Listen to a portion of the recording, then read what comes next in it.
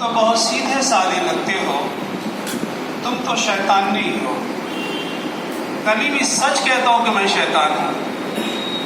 اب میں نے سنا ہے کہ شیطان تو شرارت کرتا ہے، لیکن تم تو بالکل سیدھے سادے لگتے ہو، بھلا تم شیطان کیسے ہو سکتے ہو؟ کہا میں سچ کہتا ہوں کہ میں شیطان ہوں۔ کہا کہ تم لوگوں کو بہکاتے کیسے ہو، لڑاتے کیسے ہو؟ تو کہا کہ یہ کام تو ہم کرتے نہیں، لوگ مجھے بدنام کرتے ہیں۔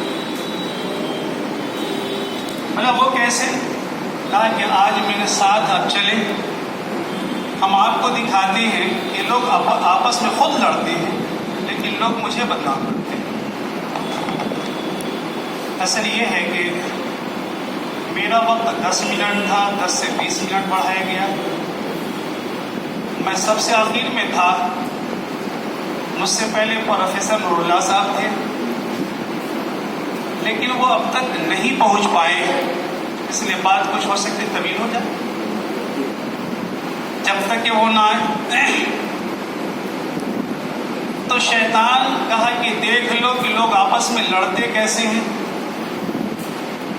تو ساتھ میں جا کر کے ایک حلوائی کی دکان پر گیا اور جا کر کے حلوائی کے برتن سے شیرہ اٹھا کر کے دیوار پہ لگا دیا۔ دیوار پہ لگتے ہی اس پر مکھی آ کر کے بیٹھنے لگی۔ مکھی کو دیکھ کر کے چھپکلی تو ویسے بھی اس کی دشمن ہے، وہ کیا کہتے ہیں مکھی پہ جھپٹی۔ جیسے ہی دیوار پہ مکھی کو بلی دیکھی، وہ اس کو کیسے بھلا برداشت کرتی؟ بلی چھپکلی کی طرف دوڑی۔ ساتھ میں اس دکان پہ جو گاہک تھا اس کے پاس کتا تھا، بس اس بلی کو دیکھ کر کتا جھپٹا۔ نتیجہ یہ ہوا کہ کتا کے اوپر جھپٹنے سے حلوائی کی دکان کی جو مٹھائی تھی وہ ساری کی ساری گر گئی۔ اب گراہک اور حلوائی آپس میں لڑنے لگا کہ تمہارے کتے کی وجہ کر کے ہوا تو تیری بلی کی وجہ کر کے ہوا۔ آپس میں گتھم گتھا ہو گیا۔ شیطان کنارے کھڑا ہو کر کے وہ دیکھتا رہا۔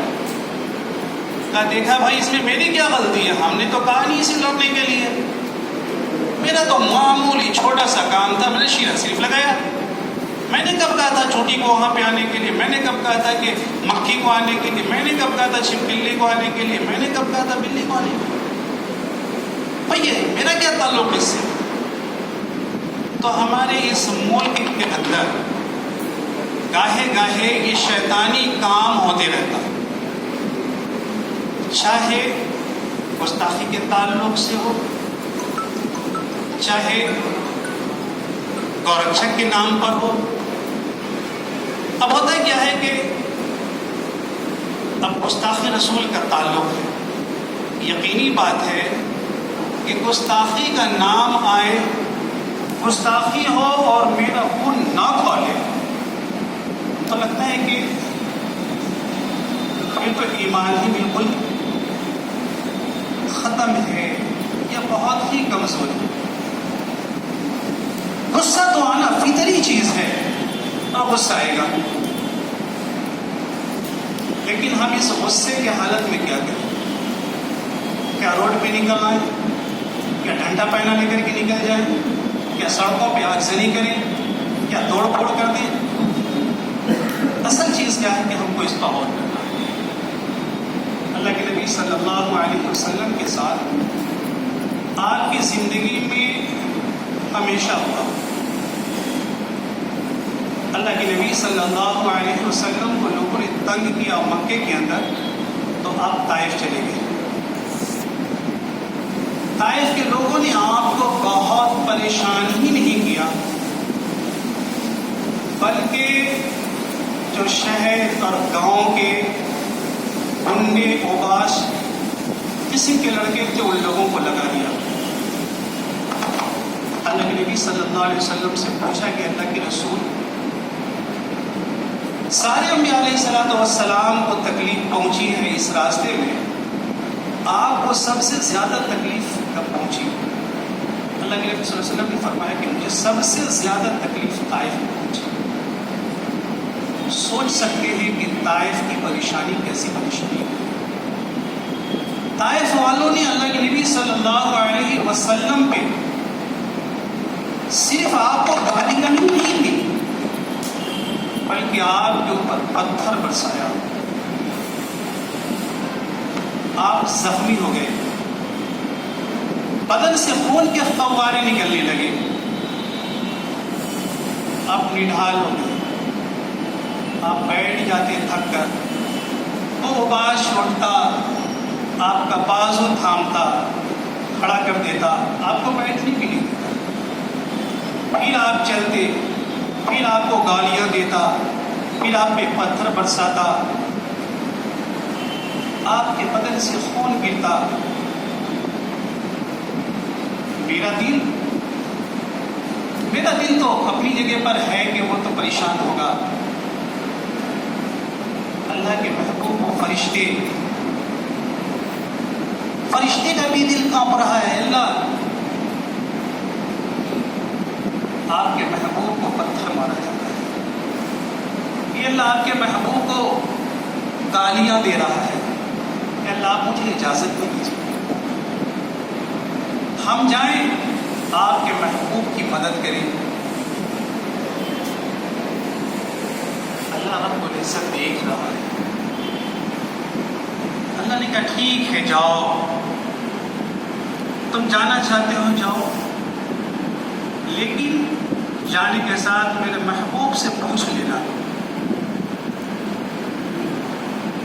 یہ اللہ ہم تو جا کر کے ان پہاڑوں کو ملا دیں اور آپ کے محبوب کے گستاخوں کو ہم چور کر دیں، پیس دیں، جاؤ لیکن جا کر کے میرے محبوب سے پہلے پوچھ لینا۔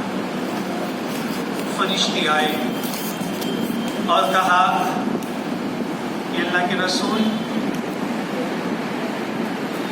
آپ کی اس پریشانی کو دیکھ کر فرشتے بھی بلبلا اٹھے، آج ہم حاضر ہیں اللہ سے اجازت دے کر کے آئے، لیکن اللہ نے کہا میرے محبوب سے پوچھ لینا، آپ اجازت دے دیں تو آج ہم ان دونوں پہاڑوں کو ملا دیں تاکہ آپ کا گستاخ ہمیشہ کے لیے ختم ہو جائے، کہ مٹ جائے۔ اللہ کے نبی صلی اللہ علیہ وسلم نے کیا فرمایا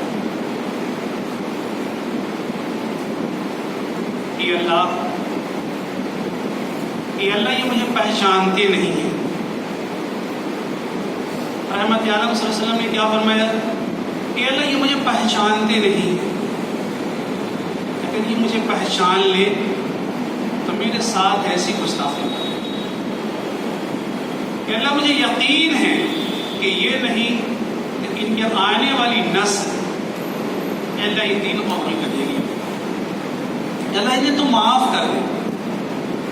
ہمیں سبق کیا ملتا ہے یہاں؟ ہم سبق محمل سکتے ہیں، غصہ فرشتے کو ہے تو مجھے کیوں نہیں غصہ ہے؟ درد جب فرشتوں کو ہو رہی تو ہمیں کیسے نہیں ہو؟ لیکن اللہ کے نبی نے کیا فرمایا؟ اے اللہ یہ مجھے پہچانتے نہیں، وہ پہچانتے نہیں ہیں، یہ گستاخی کرنے والے پہچانتے نہیں، میرے ذمہ ہے انہیں پہچاننا۔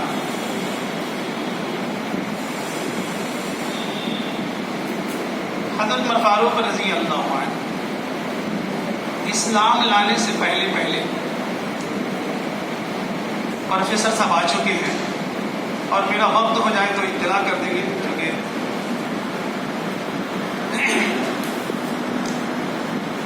حضرت عمر فاروق رضی اللہ عنہ اسلام جب قبول نہ کیے تھے، آپ صلی اللہ علیہ وسلم کے دشمن تھے، آپ کو تلاش کرنے کے لیے نکلے تھے،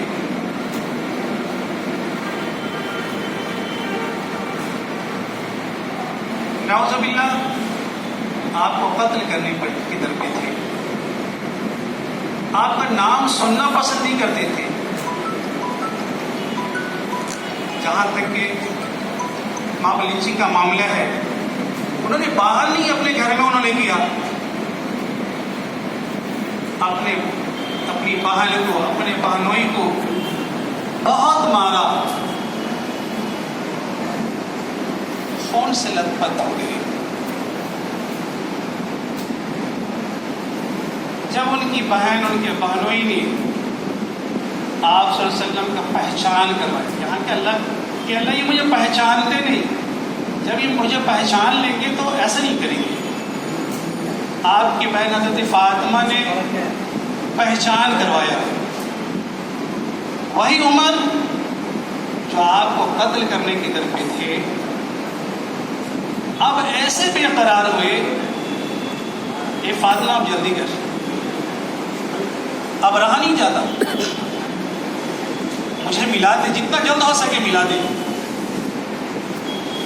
جو مارنے کے لیے آئے تھے جب پہچان کروا دیا تو مر مٹنے کے لیے تیار ہو گئے، آگے آگے چلی آ رہے ہیں، عمر پیچھے پیچھے مسلمانوں کی پوری ٹیم چلی آ رہی ہے۔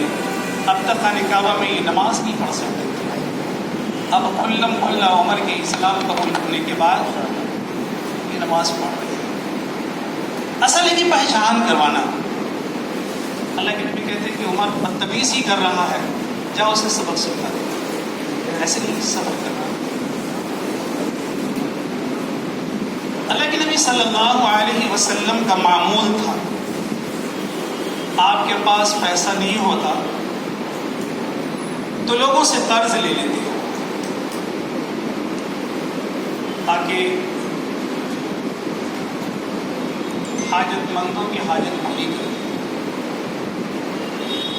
یتیم اور مسکین بھوکے نہ سو جائیں، ان کے کھانے کا انتظام کرتے، تو آپ قرض لے لیا کرتے تھے۔ ایک یہودی آپ صلی اللہ علیہ وسلم کے پاس آئے اور کہا، محمد صلی اللہ علیہ وسلم، میں نے سنا ہے کہ آپ لوگوں سے قرض لیا کرتے ہیں اور پھر آپ قرض واپس کر دیتے ہیں، میرے پاس بھی اللہ کا دیا ہوا مال ہے، آپ چاہیں تو مجھ سے بھی قرض لے لیا کریں، بہتر ہو۔ آپ صلی اللہ علیہ وسلم نے فرمایا بہت اچھا۔ آپ صلی اللہ علیہ وسلم نے ان سے بھی قرض لیا، قرض لینے کے بعد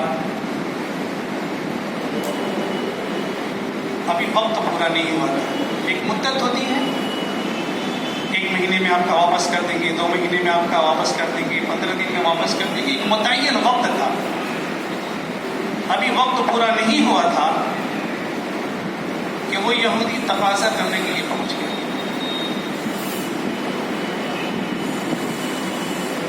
آپ صلی اللہ علیہ وسلم کے پاس اس وقت کچھ تھا نہیں کہ وہ واپس کر دیا، اللہ کے نبی نے فرمایا کہ ابھی تو ہے نہیں کچھ اور ابھی وقت پورا بھی نہیں ہوا۔ اس یہودی نے آپ صلی اللہ علیہ وسلم کو بہت برا بھلا کہا، نعوذ باللہ،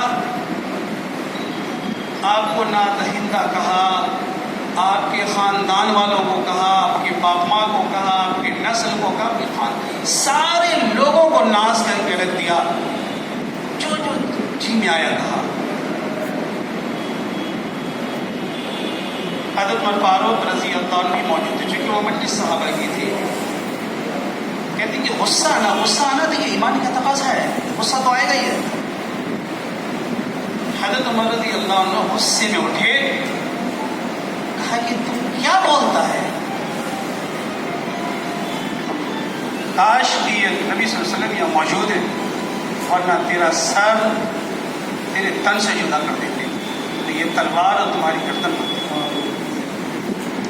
اللہ کے نبی صلی اللہ علیہ وسلم نے وہ کہا، عمر ایسا نہ، عمر ایسا نہ، یہ اس کا حق بھی نہیں تھا مانگنے کا، ابھی وقت پورا نہیں ہوا، گستاخی کرنا۔ اللہ کے نبی صلی اللہ علیہ وسلم گستاخوں کو معاف کر دیا کرتے تھے۔ اصل وہ پہچانتے لگے،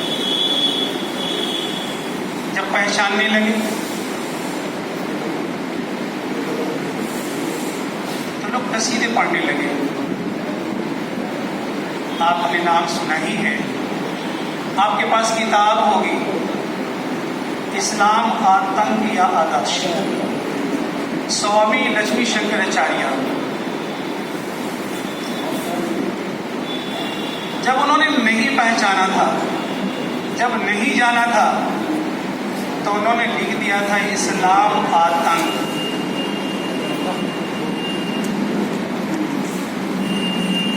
جب انہیں خیال آیا، بات لمبی ہے، کیوں خیال آیا؟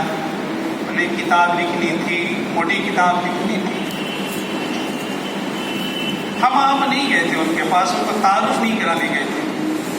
اللہ اپنا تعارف خود کبھی کبھی کرا دیتا ہے۔ جب کتاب لکھنے سے پہلے انہوں نے مطالعہ کیا، وہ کہتے ہیں کہ میں نے قرآن شریف کو 8 مرتبہ پڑھا،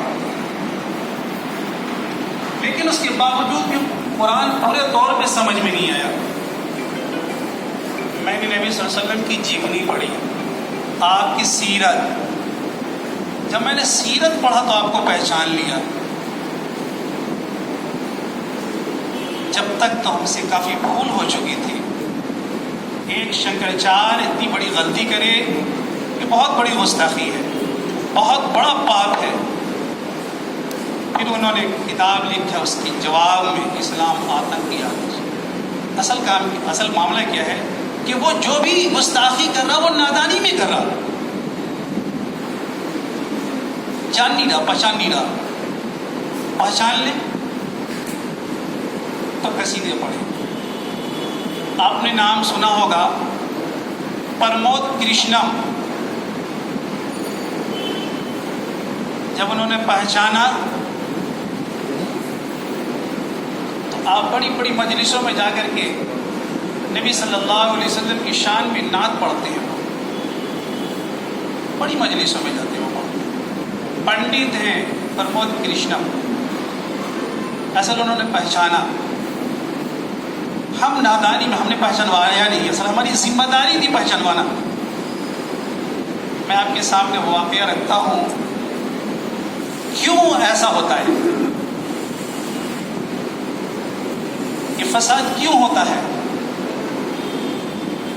اصل جو کام میرے ذمہ میں لگا اس کام کو ہم کر نہیں رہے۔ جب کام ہم نہیں کریں گے، یہ پنکھا سامنے لٹکا ہوا، ایک اچھی کمپنی کا پنکھا ہے، اس سے ہم ہوا حاصل کرتے ہیں، گرمی دور ہو رہا ہے۔ لیکن اگر یہ پنکھا کام کرنا چھوڑ دے، ہم اس پنکھے کو 1 منٹ کے لیے برداشت نہیں کریں گے۔ لوگ کہتا رہ جائے کہ بہت اچھی کمپنی کا ہے، یہ کافی پیسہ لگا ہوا ہے، اور اس کے باوجود اس کو ہٹا دو، یہ کام کریں گے۔ تو جب ہم کام نہیں کرتے تو حالات آتا ہے۔ گجرات میں حالات آئے، ہم سب نے آنسو بہایا۔ گجرات والوں کے لیے ہم نے اپنے گھر میں بیٹھ کے، اپنی مسجدوں میں بیٹھ کر کے دعا کیا،